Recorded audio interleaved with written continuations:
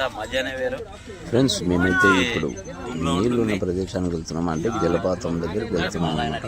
అక్కడ చూద్దాం మనం పిల్లలు చేసే అల్లరి ఎలా ఉంటుందో ఏం కదా తెలియదు, కానీ మనమైతే ఈ ప్రదేశానికి అయితే వచ్చేసాము.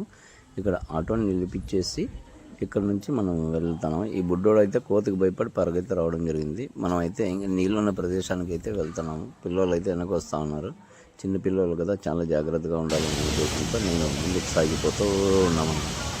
చాలా వరకు కొంచెం నీళ్ళు ఎక్కువగా ఉండడం, చాలా జాగ్రత్తగా ఆడుకోమని పిల్లలు చెప్తున్నాను. పిల్లలు అయితే నీళ్ళలో ఆ సైడ్ ఈ సైడ్ ఎదురడం దించడం చేస్తున్నారు.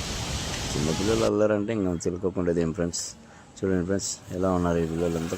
అక్కడికి వెళ్దామని చెప్తున్నారు. అక్కడైతే ఎంత చాలామంది ఉన్నారు. మనమైతే నీళ్ళు చూడండి ఎంత నీట్గా ఎంత తేలిగా వలస బసవన నోట్లో నుంచి నీళ్ళు బయటకు రావడం జరుగుతుందనమాట. అయితే బిల్లోనికి అర్థంగా వచ్చినాయి చూడండి నీళ్ళు. ముందుకైతే సాగిపోతా ఉన్నాం. హాయ్ ఫ్రెండ్స్, నీళ్ళలో ఆడుకుంటున్నాడు. ఓకే, మనం ముందుకు ఇప్పుడు నీళ్ళు ప్రదర్శనకి వెళ్తాం అనమాట. అటుకు వచ్చేస్తున్నాం వినాయక దగ్గర. చూడండి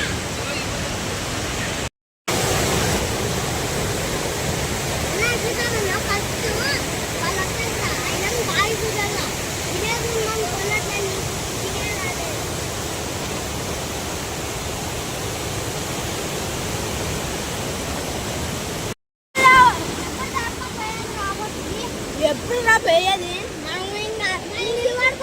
పట్టుకుపోతూనే ఉంటాం.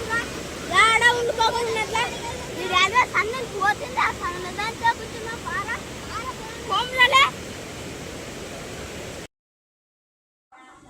ముందుకైతే వెళ్ళినప్పుడేమో అక్కడ నాగుల పుట్ట కనబడుతుంది అనమాట. ఇక్కడ సంతానం కాని వాళ్ళు ఇక్కడ నాగ పూజ చేసి నాగదోష నివారణ చేసుకొని వెళ్తారని అంటున్నారు.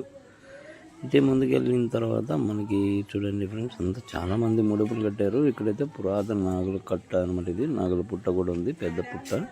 అలాగే తర్వాత నాగ విగ్రహాలు కూడా ఇక్కడే ఉన్నాయన్నమాట. ఇక్కడ ఈ అబ్బాయిలు ఇద్దరు వెళ్తూ ఉన్నారు.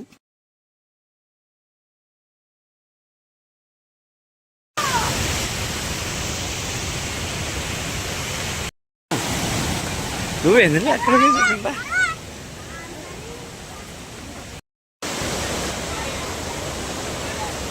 లేట్ రాలే.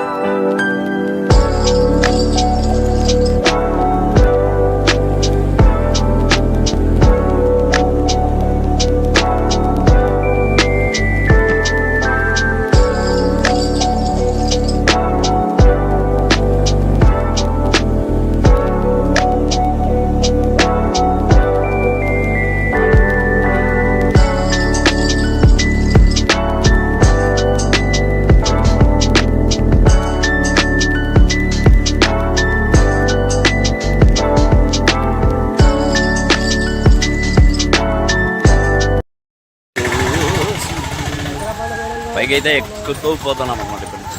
ఇక్కడ నుంచి అయిపోయింది. ఇక్కడ నుంచి మరి ఏటుగంగమ్మ దగ్గరికి వెళ్తాను. ఏటుగంగమ్మ దగ్గరికి వెళ్ళి మనం